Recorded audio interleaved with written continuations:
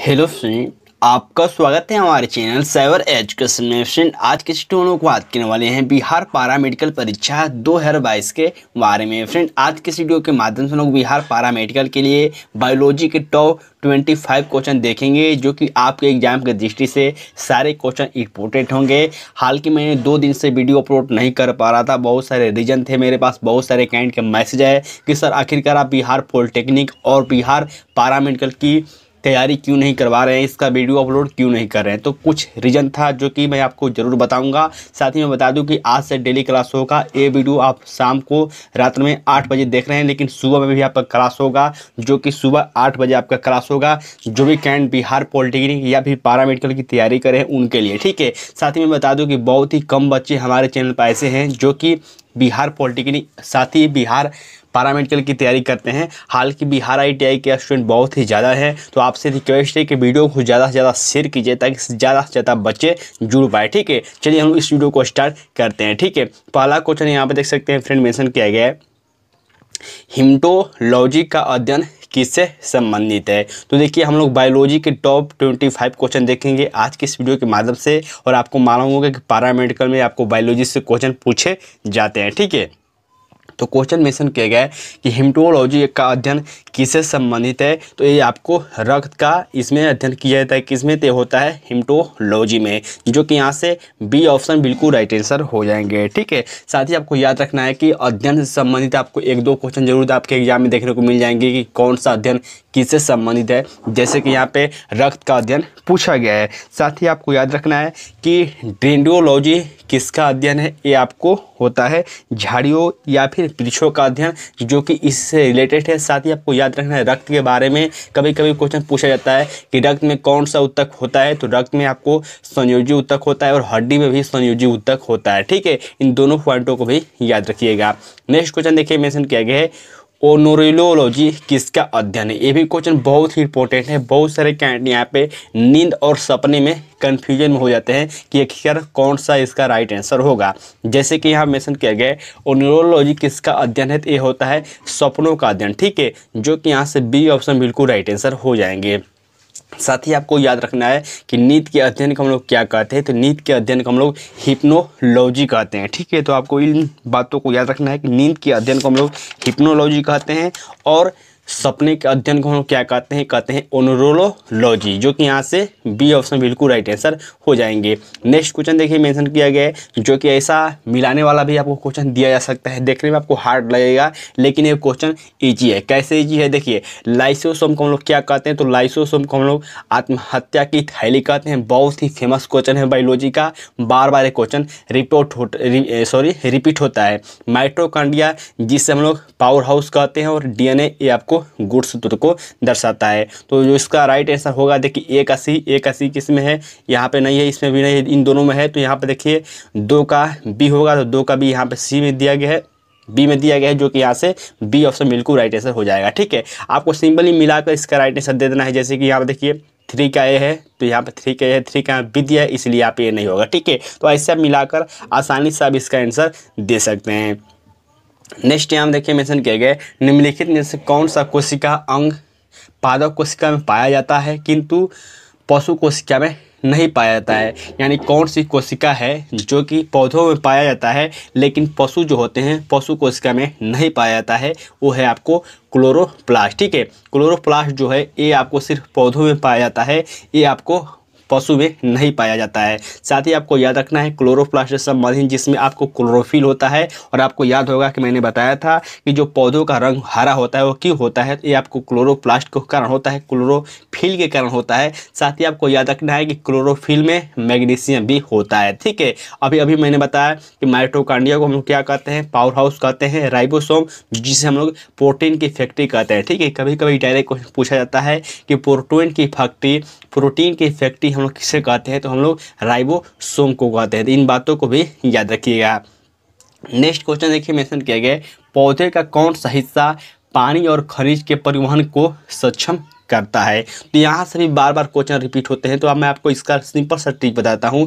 जब भी आपको पानी की बात की जाएगी, पौधे में पानी की परिवहन के लिए कौन सक्षम होता है, तो होता है जाइलम। ठीक है, ज से जाइलम और ज से जल भी होता है। ठीक है, यानी कि जल को परिवहन के लिए जाइलम ऊतक यहाँ पे इसके लिए उत्तरदायी होता है। साथ ही आपको याद रखना है कि भोजन के लिए फ्लोएम ऊतक। ठीक है, जब क्वेश्चन में पानी जैसे ही लग जाएगा आपको जाइलम ऊतक पर क्लिक करना है, और जब आपको भोजन कहा जाएगा उस समय आपको फ्लोएम ऊतक पर क्लिक करना होगा। इन दोनों पॉइंटों को याद रखेंगे, यहाँ से बार बार क्वेश्चन रिपीट होते हैं। नेक्स्ट यहाँ देखिए मेंशन किया गया है, निम्नलिखित में से कौन सा तक मुख्य रूप से मृत कोशिकाओं से बने होते हैं। तो मृत कोशिकाओं से कौन से ऊतक बने होते हैं, तो है जाइलम। ठीक है, जो कि यहाँ से ए ऑप्शन बिल्कुल राइट आंसर हो जाएंगे इस क्वेश्चन के। नेक्स्ट देखिए मेंशन किया गया है, एक वृक्ष की बाहरी संरक्षी परत होती है। एक वृक्ष की बाहरी जो संरक्षी परत होती है उसे क्या कहते हैं, तो उसे हम लोग वल्कल कहते हैं। जो बाहरी परत होती है उससे हम लोग वल्कल कहते हैं। साथ ही आप वीडियो के नीचे कमेंट करके बताइए कि वृक्षों की आयु हम लोग कैसे ज्ञात करते हैं। फटाफट वीडियो के नीचे कमेंट करके आप शेयर कीजिए। नेक्स्ट देखिए मेंशन किया गया है, एक सामान्य मानव शरीर कोशिका में क्रोमोसोम होती है। यानी कि आपको बताना है कि एक सामान्य मानव के शरीर में कितने क्रोमोसोम होती है। तो जो इसका राइट आंसर हो जाएगा ये हो जाएगा 46, जो कि डी ऑप्शन है। बहुत ही ईजी क्वेश्चन है, लेकिन बार बार एक क्वेश्चन रिपीट हुआ है। साथ ही आपको याद रखना है, कभी कभी ऐसे क्वेश्चन पूछा जाता है कि सामान्य मानव शरीर में कोशिकाओं की जो क्रोमोसोम होती है कितनी जोड़ी होती है। तो जोड़ी पूछा जाएगा तो उसमें आपको क्या होगा, 23 जोड़ी हो जाएगा, और जब आपको सही से संख्या में पूछा जाएगा उस समय आपको 46 हो जाएगा। ठीक है, तो इन दोनों बातों को याद रखिएगा। नेक्स्ट यहाँ देखिए मेंशन किया गया है, किसने सजीव वस्तुओं में लक्षणों की अनुसुप्तता की सिद्धांतों के प्रतिपादन में योगदान दिया था। तो ये दिया था ग्रेगर मेंडल ने। ठीक है, इन्हें हम लोग क्या कहते हैं, इसे हम लोग अनुसुप्तता के जनक, या फिर इन्हें हम लोग और बहुत सारे नाम से जानते हैं, जो कि बहुत ही फेमस क्वेश्चन है। ये आपको अनुसुप्तता के जनक के रूप में जाने जाते हैं, जो कि ग्रेगर मेंडल हैं। ठीक है, तो बिल्कुल आप इस बात को याद रखेंगे। नेक्स्ट क्वेश्चन देखिए मेंशन किया गया, मनुष्यों के वैज्ञानिक नाम होमो सेपियंस का अर्थ क्या है। आप सभी को मालूम होगा कि जो मनुष्य का वैज्ञानिक नाम है वो है होमो सेपियंस, लेकिन यहाँ पूछा गया है कि होमो सेपियंस का अर्थ क्या है। साथ ही मैं बता दूं कि यहाँ से भी बार बार क्वेश्चन पूछे जाते हैं, बहुत सारे जीव के नाम दिए जाएंगे, साथ ही पूछा जाएगा कि इसका वैज्ञानिक नाम क्या है। तो इसको आप जरूर पढ़ लीजिएगा, यहाँ से भी क्वेश्चन पूछे जाने की संभावना होती है। क्वेश्चन मेंशन किया है कि होमो सेपियंस का अर्थ क्या है, तो इसका अर्थ हो जाता है वाइज होमोनिड, जो कि यहाँ से डी ऑप्शन बिल्कुल राइट आंसर हो जाएगा। इंग्लिश नाम है, या फिर इसे हम लोग बुद्धिमान व्यक्ति भी कहते हैं। ठीक है, होमो सेपियंस का जो अर्थ होता है ये होता है वाइज होमोनिड या फिर बुद्धिमान व्यक्ति। ठीक है, कभी कभी आपको बुद्धिमान व्यक्ति भी देता है, तो बिल्कुल आप इस बात को भी याद रखिएगा। नेक्स्ट यहाँ देखिए मेंशन किया गया है, किस गैस उस समय अपनी मुक्त अवस्था में मौजूद नहीं थी जब पृथ्वी पर जीवन का उत्पन्न हुआ था। बहुत ही इंपॉर्टेंट क्वेश्चन है, आपको बताना है कि कौन सी वो गैस थी जब आपको पृथ्वी का निर्माण हुआ था। उस समय उस गैस जो गैस था पृथ्वी पर उपलब्ध अच्छी तरह से नहीं था, वो था ऑक्सीजन। ठीक है, ऑक्सीजन जो पृथ्वी की उत्पत्ति हुई थी उसमें ऑक्सीजन नहीं था, इसकी बाद में खोज की गई थी। ठीक है, जो कि आपको बिल्कुल याद रखना है, ऑक्सीजन। ठीक है, चलिए हम लोग अगले क्वेश्चन की ओर बढ़ते हैं। नेक्स्ट यहाँ देखिए मेंशन किया गया है, जीव विज्ञान में स्पंज क्या है। ये भी बहुत ही इंपॉर्टेंट क्वेश्चन है, जो कि बार बार बहुत सारे अलग अलग एग्जामों इस क्वेश्चन को रिपीट किया गया है। जो कि क्वेश्चन मेंशन किया गया है, जीव विज्ञान में स्पंज क्या है। बहुत सारे कैरेक्टर यहाँ पे कवक, पौधा, जीवाश्म क्लिक करेंगे, लेकिन जो इसका राइट आंसर हो जाएगा ये हो जाएगा डी ऑप्शन, एक पशु। और मैं आपको अभी बता देता हूँ कि मैं इस क्वेश्चन को यूट्यूब के कम्युनिटी टैब में डालूंगा। ठीक है, मैं कल सुबह में इस क्वेश्चन को यूट्यूब के कम्युनिटी टैब में डालूंगा, और आप देखिएगा बहुत सारे कैंडिडेट यहाँ पे गलत इसका आंसर देंगे। लेकिन जो कैंडिडेट इस वीडियो को देख रहे हैं बिल्कुल आप सही आंसर दीजिएगा। जो स्पंज एक पशु का नाम है, जो कि यहाँ से डी ऑप्शन बिल्कुल राइट आंसर हो जाएंगे। नेक्स्ट यहाँ देखिए मेंशन किया गया, केचुआ निम्न में से किस प्राणी संघ से संबंधित है। तो यहाँ से भी बार बार क्वेश्चन रिपीट होते हैं। कई बार आपको किसी भी जीव का नाम देकर पूछा जाएगा कौन सा प्राणी किससे संबंधित है। तो यहाँ पूछा गया है केचुआ, जो कि एनिलिडा संघ से संबंधित है, जो कि यहाँ से सी ऑप्शन बिल्कुल राइट आंसर हो जाएंगे। साथ ही आपको याद रखना है कि ऑर्थोपोडा सबसे बड़ा समूह है, बहुत बड़ा संघ है, जिसमें आपको बहुत सारे जीव आ जाते हैं। ऑर्थोपोडा में कौन कौन से जीव आते हैं? तो ऑर्थोपोडा में आपको तिलचट्टा, झींगा, मछली, केकड़ा, मच्छर, मक्खी, ये सब जो है ये आपको ऑर्थोपोडा में आती है, और ऑर्थोपोडा सबसे बड़ा संघ समूह है। मोलस्का में कौन आता है? तो मोलस्का में आपको घोंगा आ जाता है, घोंगा या फिर सिप्पी, ठीक है, ये सब आपको मोलस्का के अंदर आ जाते हैं। नेक्स्ट यहाँ में देखिए मेंशन किया गया है, मगरमच्छ के बच्चों को क्या कहा जाता है? बहुत ही इंपॉर्टेंट क्वेश्चन है। मगरमच्छ के बच्चों को क्या कहा जाता है? जैसे कि गाय के बच्चा को हम लोग बछड़ा कहते हैं, बकरी की बच्चा को हम लोग मेमना कहते हैं। इस तरह से आपको बताना है कि मगरमच्छ के बच्चे को हम लोग क्या कहते हैं? इसे हम लोग हैचलिंग कहते हैं, ठीक है। ये डायरेक्ट आपको याद होना ही चाहिए। और मैं आपको बता दूं कि बायोलॉजी के जो ज़्यादातर क्वेश्चन होते हैं उसे आप रट कर या फिर पढ़ कर याद कर सकते हैं, क्योंकि यहाँ पर कोई कॉन्सेप्ट नहीं होता है, ठीक है। बायोलॉजी के क्वेश्चन को आपको पढ़ कर या फिर रट कर याद करना ही पड़ता है, क्योंकि इसमें कोई ज़्यादा कॉन्सेप्ट नहीं होता है फिजिक्स और केमिस्ट्री की तरह, ठीक है। नेक्स्ट देखिए क्वेश्चन मेंशन किया गया है, एक कुबड़ वाले ऊँट को क्या कहते हैं? तो एक कुबड़ वाले ऊँट को हम लोग ड्रोमेडेरी कहते हैं, जो कि यहाँ से सी ऑप्शन बिल्कुल राइट आंसर हो जाएंगे। साथ ही आपको याद होना चाहिए कि ऊँट को हम लोग रेगिस्तान का जहाज कहते हैं। साथ ही कभी कभी ये भी क्वेश्चन पूछा जाता है कि ऊँट कितना दिन तक बिना पानी पिए रह सकता है? तो आपको 3 सप्ताह यानी कि 21 दिन ये आपको बिना पानी पिए तक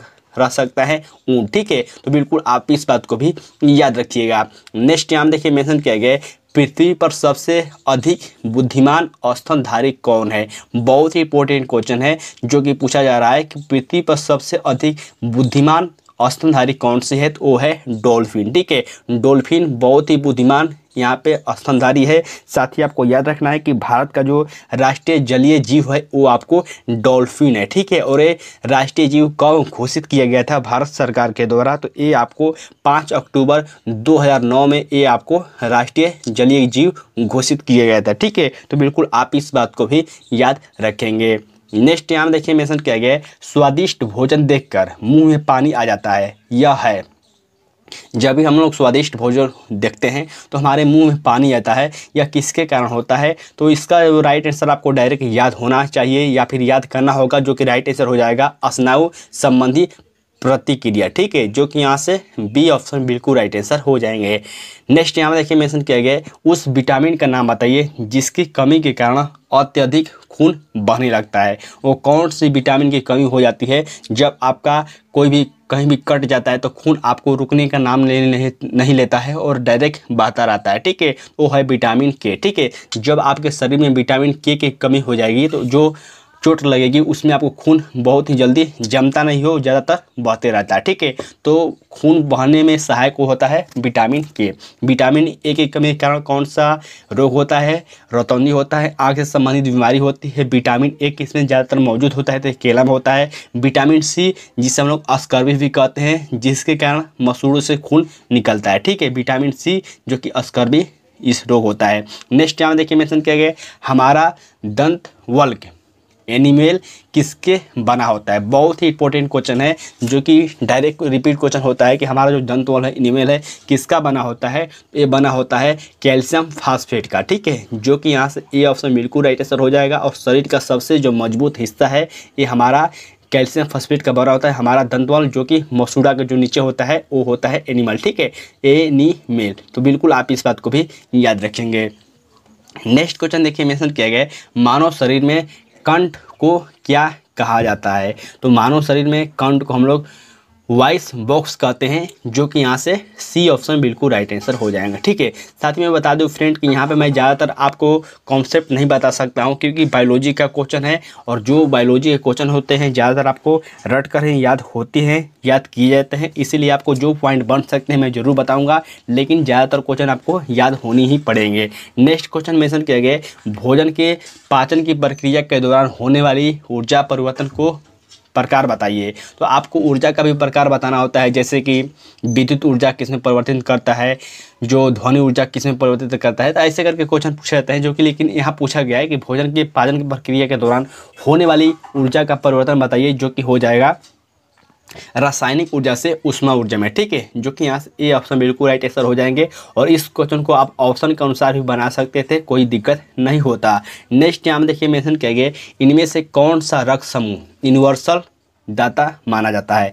यूनिवर्सल दाता यानी कि जो दे सकता है, ठीक है। तो बिल्कुल आपको याद रखना है कि यूनिवर्सल दाता जो होता है ये ग्रुप जो होता है वो होता है, और जो सर्वदाता ग्राही होता है वो होता है ए बी, यानी कि जो ओ वाला ग्रुप है एक किसी को भी अपना रक्त दे सकता है, और जो ए बी है एक किसी का भी रक्त ले सकता है, ठीक है। तो इन दोनों पॉइंटों को आप बिल्कुल याद रखेंगे। साथ ही आपको याद होना चाहिए कि रक्त समूह की खोज किसने किया था, तो ये आपको लैंड स्टिनर ने किया था। साथ ही आपको याद रखना होगा हाल ही में 14 जून को विश्व रक्तदाता दिवस भी मनाया गया है, जो कि लैंड स्टिनर के जन्म दिवस पर मनाया जाता है 14 जून को रक्तदाता दिवस, ठीक है। तो बिल्कुल आप इस पॉइंट को भी याद रखेंगे। नेक्स्ट यहाँ देखिए मेंशन किया गया है, होमोग्लोबिन में निम्नलिखित में से कौन सी धातु मौजूद होती है। तो बहुत ही इजी क्वेश्चन है, लेकिन बार बार क्वेश्चन रिपीट हुआ है।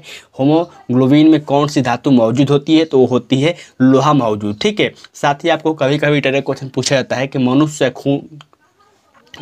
का खून लाल क्यों होता है। तो मनुष्य का जो खून है लाल क्यों होता है, ये आपको होमोग्लोबिन के कारण होता है, ठीक है। तो बिल्कुल आप इस बात को भी याद रखेंगे। नेक्स्ट टाइम देखिए मेंशन किया गया, मानव रक्त का पीएच मान लगभग क्या होता है। तो मैंने आपको पीएच के बारे में बहुत ही अच्छे से बताया है जब मैं बिहार ITI क्लास ले रहा था, कि पीएच स्केल का खोज आपको सोरेनसन के द्वारा किया गया था, जो कि 1909 ईस्वी में किया गया था। साथ ही मैंने आपको बताया था कि जो पीएच मान होता है 7 से इधर आने पर यानी कम होने पर अम्लीय होता है, 7 से 8, 9, 10, 11, 12, 13, 14 तक होता है लास्ट तक, इधर जाने पर क्षारीय होता है। लेकिन यहाँ पूछा गया है मानव रक्त का पीएच मान क्या होता है, तो यहाँ पे 7.4 होता है, जो कि आपको डायरेक्ट याद होनी चाहिए। नेक्स्ट यहाँ देखिए मेंशन किया गया है, निम्न में से किसकी तुलना सैनिकों से की जाती है। तो किसकी तुलना सैनिकों से की जाती है, तो वो है आपको श्वेत रक्त कोशिका WBC, ठीक है। ये मानव शरीर की सैनिकों की तरह रक्षा करता है, जो कि यहाँ से डी ऑप्शन बिल्कुल राइट आंसर हो जाएगा, श्वेत रक्त कोशिका, ठीक है। तो फ्रेंड आज के इस वीडियो के माध्यम से हम लोग टॉप 25 क्वेश्चन देखे हैं, जो कि आपके एग्जाम के दृष्टि से सारे क्वेश्चन इंपॉर्टेंट है। और आप वीडियो के नीचे कमेंट करके आप अपना स्कोर जरूर बताइए कि आपने कितने क्वेश्चन का राइट आंसर दिया। साथ ही इस वीडियो को दोस्तों के साथ ज़्यादा से ज़्यादा शेयर कीजिए, ताकि ज़्यादा से ज़्यादा बच्चे जुड़ पाए और मुझे भी पढ़ाने में मज़ा आए और आप भी अच्छी जानकारी ले पाए, ठीक है। तो फ्रेंड इस वीडियो के माध्यम से इतना ही। बिल्कुल अपनी तैयारी में लगे रहिए, बिल्कुल आपका एडमिशन इस बार हो जाएगा, ठीक है। तब तक के लिए बाय फ्रेंड, जय हिंद।